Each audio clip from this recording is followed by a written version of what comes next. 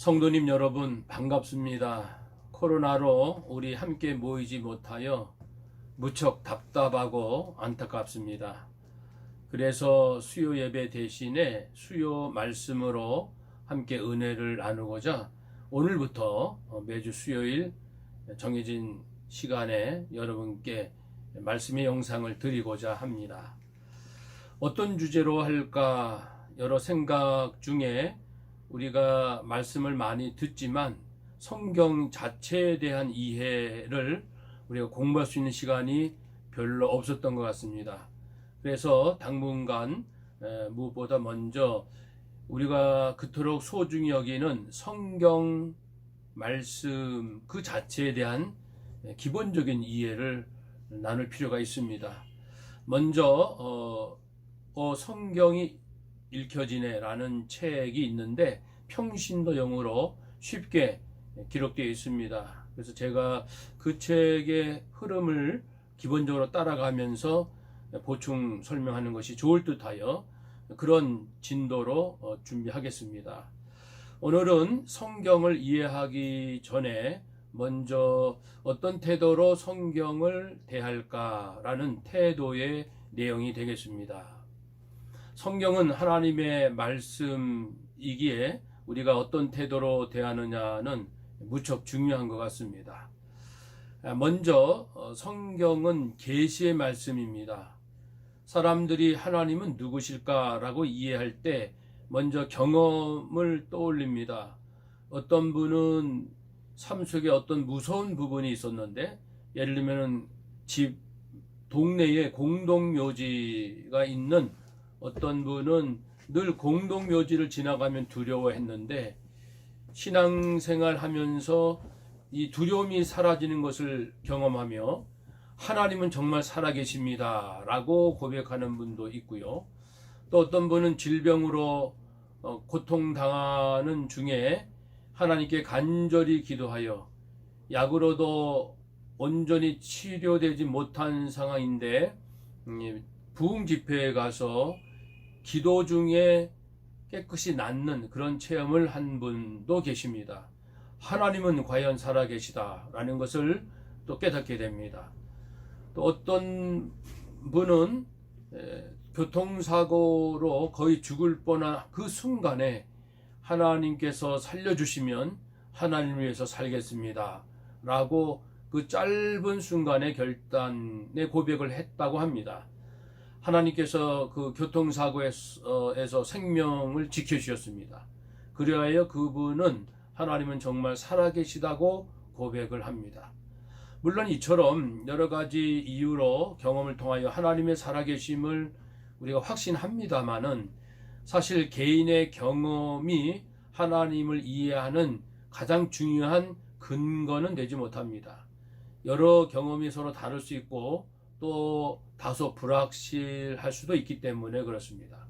하나님을 이해하는 그러므로 가장 중요한 근거는 바로 성경 말씀이 되겠습니다. 우리 스스로 불완전하고 타락한 인간 스스로 절대 전능하시고 무한하신 영원하신 하나님을 알고 그분에게로 다가간다는 것은 불가능하죠.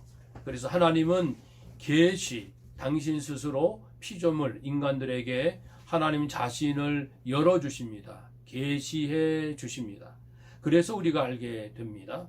그런데 이 계시는 어느 한순간 하늘에서 뚝딱 이렇게 떨어지는 계시가 아니고 역사 속에서 점진적으로 이제 이루어지는 계시의 점진성 그런 과정을 겪게 되고 그렇지만 놀랍게도 성경은 1600년 동안 40여 명의 저자에 의해서 기록됩니다마는 그 모든 내용이 통일되고 일관성이 있다는 것입니다. 그래서 성경을 대하는 첫 번째 태도, 성경은 하나님의 말씀이요 계시입니다. 점진적으로 이루어졌으나 통일된 메시지를 갖고 있습니다. 그런 이해고요. 두 번째 내용은 우리가 성경을 정말 하나님의 말씀으로 믿어야 한다는 것입니다. 그 증거가 무엇입니까? 라고 했을 때 우리는 여러 가지 방법을 동원할 수는 있어요. 외적인 증거를 통하여 이래서 하나님의 성경이 하나님의 말씀입니다 라고 말할 수 있지만, 그러한 외적인 증거들이 하나님 말씀 자체보다 더 뛰어날 수는 없습니다. 그렇다는 것은 궁극적으로 성경을 다른 어떠한 조건으로 성경이 하나님 말씀이다, 아니다 라고 판단할 수는 없다는 것입니다. 왜냐하면 성경 말씀보다 더 높은 권위, 그리고 하나님의 능력과 성령의 감동을 얻기 때문에 그렇습니다. 그래서 그런 외적인 증거는 우리가 참고는 할 수 있지만, 정말 중요한 사실은 성경은 그 스스로 내적인 증거라고 하죠. 성경 스스로가 증거합니다.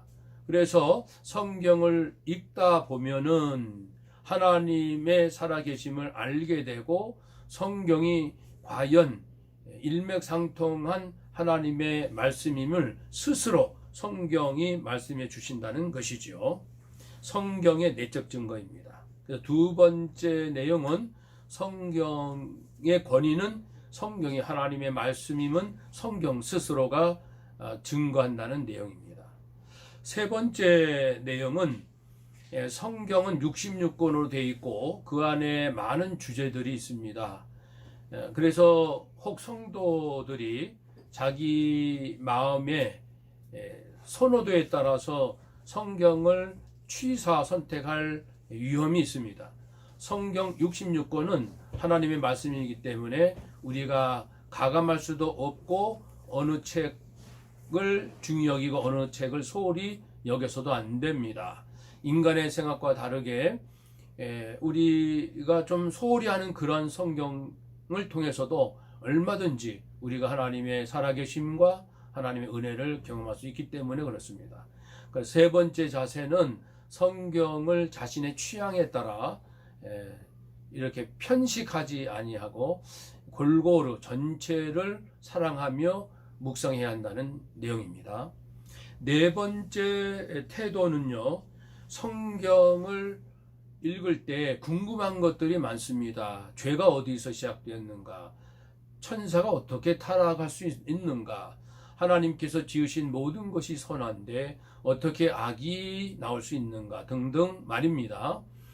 그래서 이런 혼란스러운 질문으로 인해서 이단들은 명쾌하게 합리적으로 설명하려고 애를 써서 사람들이 이단의 사설에 유혹받기도 합니다만은, 가장 정직한 자세는 성경이 말씀하는 데까지만 이해하고 성경이 침묵하는 부분에 대해서는 침묵하는 자세가 더욱 성경적인 자세라 할 수 있겠습니다. 우리가 모든 것을 다 알고 싶지만 성경이 말씀하지 않는 부분에 대해서 영적인 세계를 지나치게 상상하고 또 추리하는 것은 위험하지요. 그래서 예언을 사설에 풀지 말라는 말씀도 있지 않습니까?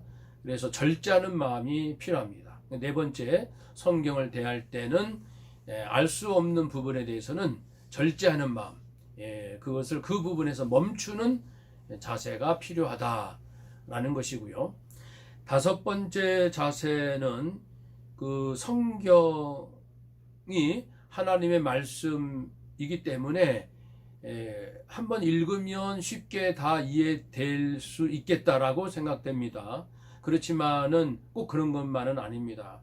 성경도 엄연히 역사 가운데 하나님이 점진적으로 계시해 준 책이기 때문에 역사 속에서의 그의 자리가 있습니다. 그래서 성경, 창세기, 출애굽기, 또 여러 가지 성문서, 역사서, 또 신학에 와서 여러 책들을 우리가 이해하려면 그 성경책이 쓰여진 당시의 역사적 정황, 그래서 우리 역사 공부를 해야 되고요. 또 지리적인 특징, 광야인가 정착한 가나안 땅인가, 북이스라엘인가 남유다인가, 또 팔레스타인인가 아니면 이방 지역인가, 여러 가지 지역적인 특성이 고려됩니다. 그래서 이 지리 공부도 필요하겠지요. 그리고 또 있습니다. 이제 문화에 대한 공부도 필요합니다. 문화는 사람들이 살아가는 모든 생활 양식을 포괄적으로 지칭하는 말이죠. 그래서 먹고 사는 문제부터 인간관계, 직업, 그리고 모든 그 사회 현상들, 개인의 생활을 다 포함한 이 문화, 그 당시의 문화를 이해하는 것이 그 속에서 선지자나 또 성경에 기록한 자들이 기록을 하였기 때문에 반드시 문화 공부가 필요하겠죠. 이처럼 성경은 역사, 지리, 문화 이러한 연구를 통해서 그것을 몰라도 중요한 몇 가지는 얻을 수 있지만 그것은 마치 바닷가에서 쉽게 조개를 따는 거예요. 그러나 바다 깊이 들어가서 전복을 얻을 수 있는 것처럼 우리가 이러한 다양한 공부를 통해서 더 깊은 은혜를 얻을 수 있고 깨달을 수 있다라는 것입니다. 그래서 우리 성도님들 바쁘시겠지만 기회가 되는 대로 성경 공부하는데 함께 힘쓰면 좋겠습니다. 끝으로 이제 성경에 대한 태도, 가장 중요한 태도인데요. 이렇게 우리가 역사, 지리, 문화, 원어 공부를 할지 또 여러 가지 그 문법, 학문적인 연구를 한다 할지라도 성경은 기본적으로 성령의 감동에 의해서 기록이 되었습니다. 그래서 성령님의 도우심이 아니면 아무리 학문적으로 성경에 대해서 잘 체계적으로 공부했다 할지라도 마음에 감동이 없고 내 심령이 살아나지 않고 무엇보다 내 죄를 회개할 줄을 모릅니다. 성경 읽을 때 가장 중요한 것은 내 죄를 보고 회개하는 것이고 나를 위하여 내 죄값을 위하여 돌아가신 예수님의 십자가 사랑과 은혜를 깨닫는 것입니다. 이 은혜와 사랑이 깨달아짐으로 내 영이 살고 내 마음이 하늘 향해 열리게 되고 가장 중요한 것이 그러므로 성령의 역사 아니겠습니까? 그래서 성경을 읽을 때 먼저 충분히 성령님, 제가 성경을 읽기 원합니다. 또 성경을 연구하기 원합니다. 성령의 마음을 주옵소서, 지혜와 총명을 주옵소서, 생명의 말씀을 만나게 하시고 은혜를 경험하게 하옵소서, 하나님의 마음, 예수님의 마음을 만나게 하옵소서. 이러한 성령의 감동을 위한 기도가 먼저 있어야 할 것입니다. 그리고 한 가지 더 부언해 드린다면 사실 우리 개역 한글이 어려워서 개역 개정으로 번역이 옮겨졌지만 사실 그 부분도 여전히 어렵습니다. 그래서 여러 다른 한글 번역본 중에 다 뭐 좋습니다만은 우리말 성경이 원어에 충실하고 또 다음 세대를 고려하고 우리 어법을 충실히 고려해서 번역한 우리말 성경을 권해드립니다. 그래서 한 권 정도 구입하셔서 읽으시면은 훨씬 쉽게 본문을 이해할 수 있을 것입니다. 지금까지 성경을 대하는 태도는 성경은 하나님의 계시의 말씀이요 점진적으로 이루어졌지만 통일성이 있습니다. 성경은 성경 자체가 하나님 말씀임을 증거합니다. 성경을 골고루 읽어야 합니다. 편식하지 마시고 창세기부터 요한계시록까지 모든 말씀을 소중히 여깁시다. 그리고 내가 알 수 없는 부분, 성경이 말씀하고 있지 않는 부분을 억지로 풀려고 하는 것은 위험합니다. 절제도 필요합니다. 그리고 성경을 충분히 이해하기 위하여 역사, 지리, 또 문화, 여러 가지의 그 학문적 연구도 필요합니다. 그리고 끝으로 가장 중요한 것은 뭐였죠? 성령의 감동. 그래서 충분히 성령님께 의지하는 마음으로 성경을 읽으시면 생명의 은혜를 누릴 수 있을 것입니다. 그리고 번역본으로 우리말 성경을 추천해 드립니다. 이제 앞으로 기대하면서 저와 함께 말씀의 세계로 들어갑시다. 주님의 이름으로 축복합니다. 기도하겠습니다. 하나님 사랑합니다. 이제 하나님 말씀을 더 깊이 사모하고 깨닫게 하옵소서. 늘 성령의 도우심으로 생명의 은혜를 누리게 하옵소서. 말씀을 읽고 암송하고 묵상하고 쓰고 소리내어 외치는 이런 아름다운 일들이 가정에서 풍성히 개인의 삶에서 일어나게 하여 주옵소서. 예수님의 이름으로 기도하옵나이다. 아멘.